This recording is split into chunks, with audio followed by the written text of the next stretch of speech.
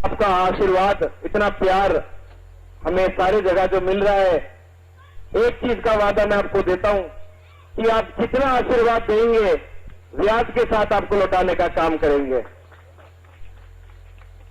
रही बात विकास की, तो वो आपको पता है कि आपके नजदीकी हल्के में सिरसा के विधायक गोपाल कांडा जी, जिन्होंने इतने काम, इतने कार्य विधानसभा सीट में अपनी आवाज उठाकर करवाए हैं, लेकिन बस आपसे आशीर्वाद मांगने आए हैं। एक ऐसा कीमती आशीर्वाद, एक ऐसी आहुति जो इस महायज्ञ में हमें डालने का काम करना है। मैं ज्यादा समय नहीं लूंगा। मेरे बड़े भाई जननायक जनता पार्टी के महासचिव भाई दिग्विजय जी आपको सारी बात बताएंगे। उससे पहले बस दो बातें बोलकर मैं मेरी वाणी को विश्राम दूंगा कि मेरे जितने युवा साथी आज हम इस गांव में बैठे हैं, हमने एक ऐसा काम कर कर एक ऐसी दबंगइयों की रात को ठोकर मारकर एक समाज सेवी पार्टी को, एक समाज सेवी कैंडिडेट का हाथ थामकर विधानसभा में जाने का काम करना है। और दो बातें बोलकर मैं मेरी वाणी को विश्राम दूंगा कि दबंगई का चश्मा तोड़ा, हाथ का साथ छोड़ा। दबंगई का चश्मा तोड़ा, हाथ का साथ छोड़ा। कमल का फूल खिलेगा और इलाहाबाद में भाई गोविंद कांडा जीतेगा। धन्यवाद। गांव जफानिया में जननायक जनता पार्टी के प्रधान महासचिव व युवा दिलों की धड़कन उप मुख्यमंत्री दुष्यंत चौटाला जी के छोटे अनुज भाई दिग्विजय सिंह जी चौटाला आप सबके बीच में मौजूद है। जोरदार ताड़ियों से भाई दिग्विजय जी का स्वागत करें। दिग्विजय सिंह जी चौटाला।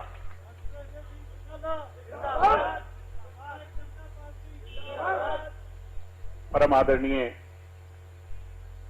जसानिया गांव की चौपाल में मेरे सम्मानित बुजुर्गों, घरों में मेरी आवाज सुन रही मेरी माताएं बहनें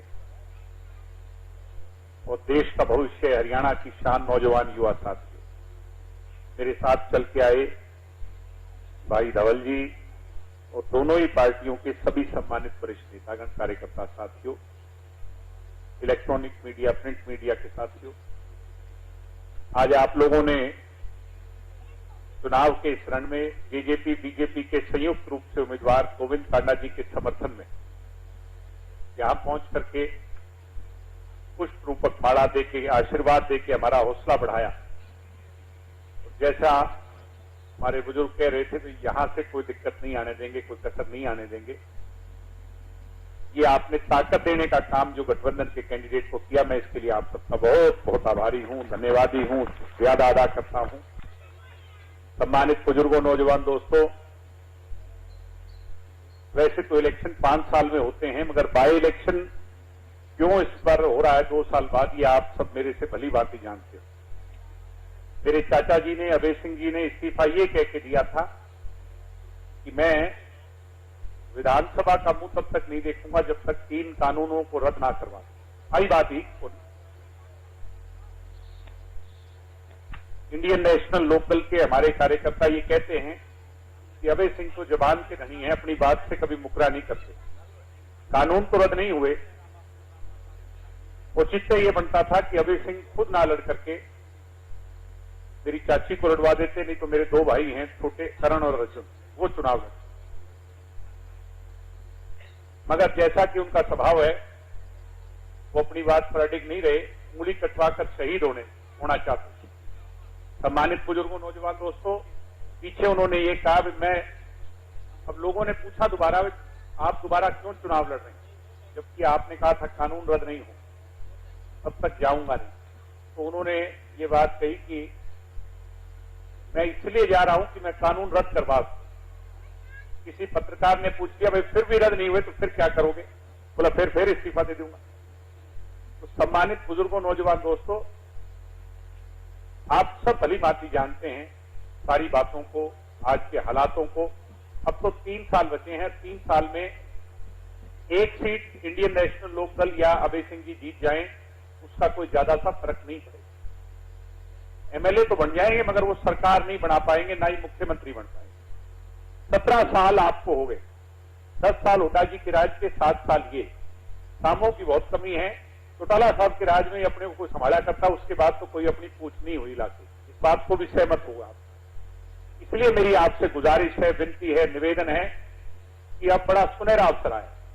3 साल सत्ता में हिस्सेदारी डाल के मुख्यमंत्री और उप मुख्यमंत्री की कुर्सी के साथ में आपके एमएलए की कुर्सी लग जाए तो ये जो बैकलॉग है ये अपना सारा का सारा पूरा होगा। इसके लिए मैं आपसे गोविंद कांडा जी के लिए निवेदन करता हूं। बाकी सारी बातों से आप वाकिफ हो। इंडियन नेशनल लोकल में जब हम सारे थे 2013 से पहले, जब चौटाला साहब को सजा हुई तो सारी की सारी जिम्मेवारी अभय सिंह जी पर ही, और अभय सिंह जी ने उसको कितना बखूबी निभाया ये भी आप जानते हो। 32 सीट से 19 पे आ गई गाड़ी और 19 से अब 1 सीट पे आ, और एक भी आज तो भाई एक भी को नहीं।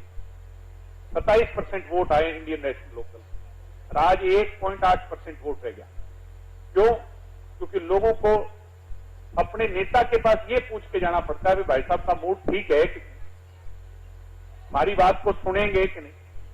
कार्यकर्ताओं को दुत्कार दिया जाता है, इसलिए सम्मानित खुद है। सच्चाई आपको पता है, मैं सिर्फ उसको दोहरा रहा हूं। सम्मानित बुजुर्गों, नौजवान दोस्तों, पवन बेनीवाल के लिए एक बात कही, पवन तो मेरे साथ कब्जे दब्जे करके काम किया करता। अब आप भी कही कौन थी?